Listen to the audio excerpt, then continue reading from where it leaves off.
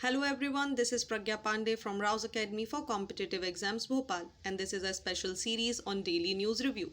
Before moving any further, do hit the like button and subscribe our channel so you don't miss any updates. Let's see what is in the news.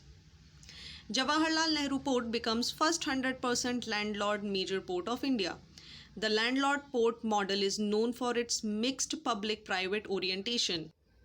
Jawaharlal Nehru Port is one of the leading container port of the country and is ranked 26th among the top 100 global ports. Let's understand the PPP model. Under this, the Port Authority acts as regulatory body and as landlord, while port operational are carried out by private companies. It aims at decentralizing decision making and to infuse professionalism in governance of major ports. World's most powerful passport 2022 list is out. According to the latest Henley's Passport Index from Henley's and Partners, an immigration consultancy, India is ranked 87th out of 199 countries with visa-free access to 60 countries. In 2020, India's position was 84th, whereas in 2016, India was ranked 85th. Japan, with visa-free access to 193 countries, becomes the world's most powerful passport 2022. The Henley's Passport Index is a worldwide ranking system for countries and their passports, based on the freedom of the holders of such passport to travel visa-free or obtain a visa on arrival in various travel destinations. Earlier, it was known as the Henley's and Partners Visa Restriction Index. Now, after 2018, the system was named as Henley's Passport Index. According to the India Bioeconomy Report 2022, based on the data on biotech sector's contribution to the economy, has been brought out by Biotechnology Industry Research Assistant Council. India's bioeconomy is likely to touch $150 billion by 2025 and over $300 billion by 2030.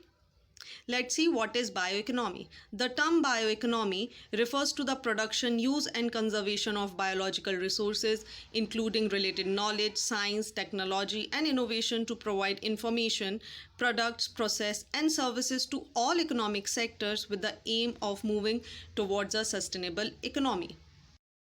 To achieve Atmanirbhar Bharat in defense as part of Azadi Ka Amrit Mahotsav, Prime Minister Modi launched a sprint project that aims to induct at least 75 new indigenous technologies into the Indian Navy.